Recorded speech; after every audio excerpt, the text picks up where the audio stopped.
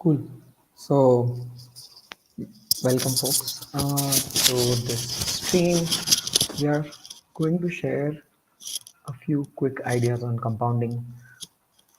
Now, the first way to think of compounding is it is basically numbers multiplying themselves. It is not an addition, it's a multiplication.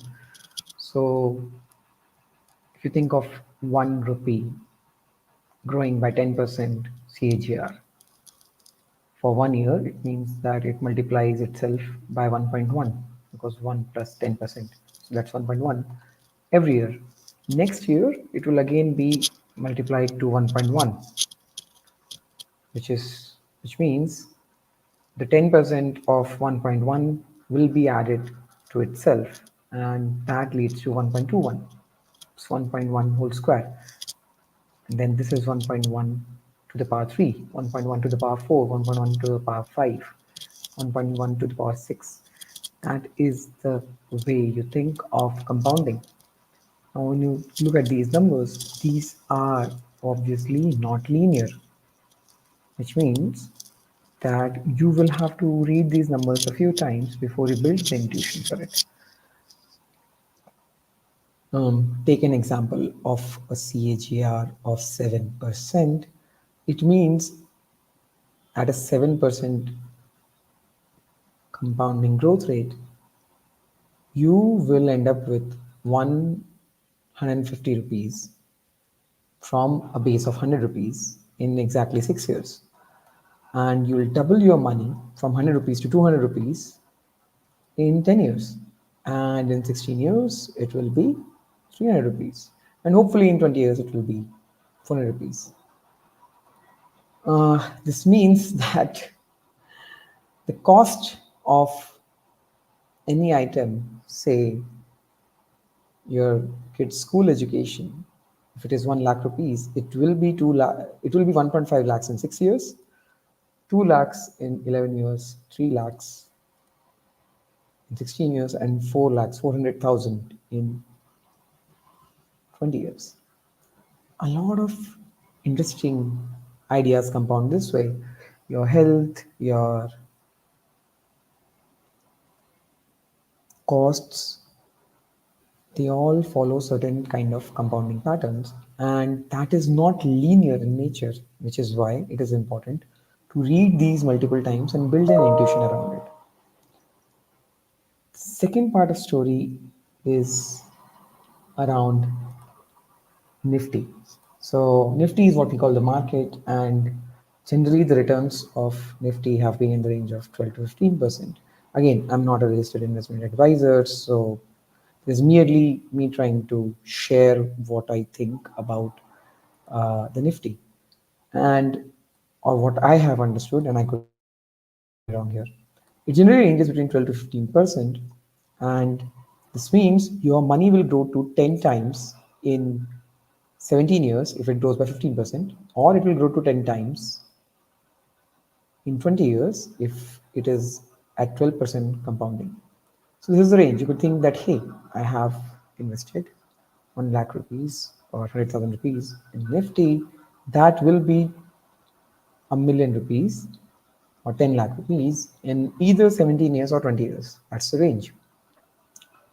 And this is to assume that you invest for a minimum 15 to 20-year window. If you take shorter time periods, obviously that will vary, but this is the average value. Generally, you could think of it similarly in terms of how many years does it take for Nifty to compound your money to 8 times.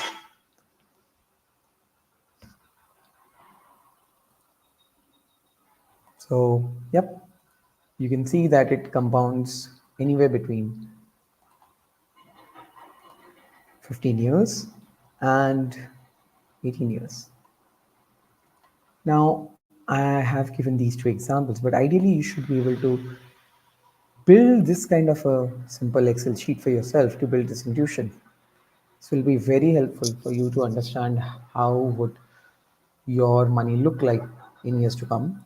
This also means that these numbers can tell you what will the price of a house in a certain period of time. or of a flat in a certain window, assuming a certain average compounding growth rate. So I think this video is already heavy. I'll share just one more interesting idea here. A lot of people think of, hey, beating the markets, beating the markets. What does beating the market mean? Beating the market means that you end up getting a return more than Nifty over a significantly long period of time by at least 2 to 3 percentage, which is playing in this area, 17 to 20%. Now, what this would mean is instead of compounding money in 17 years to 10 times, you might end up compounding money to 10 times in 12 years or 13 years, a 3 to 4 year advantage. I see that almost each percentage reduces your time to reach that moment by around a year or so. So 10.8 is what you get at 17 years for 15%. If you want to do that in 14 years or 13 years, then increase your compounding growth rate by 18 to 9 by 3 to 4%. So let's say you're compounding at 18 or 19%, which is stupendous, by the way. What we also don't realize is there are a lot of over smart people who think they can beat the markets. And in order to pursue this 3 year gain or 4 year gain, they often end up losing a lot of money. And that is the point. If you end up losing a lot of money to reach that milestone a few years earlier, is that inconvenience or improbability or anxiety or risk worth it? What if you don't end up making your money 10 times?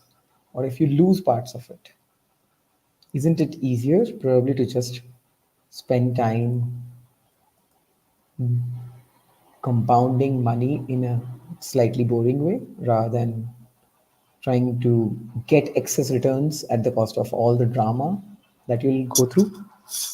I have a bunch of insights on all of this, which I have marinated on, but probably some other video. This video is heavy enough as it is, but I strongly recommend that you build out this particular type of simple Excel sheet. This is a very simple formula.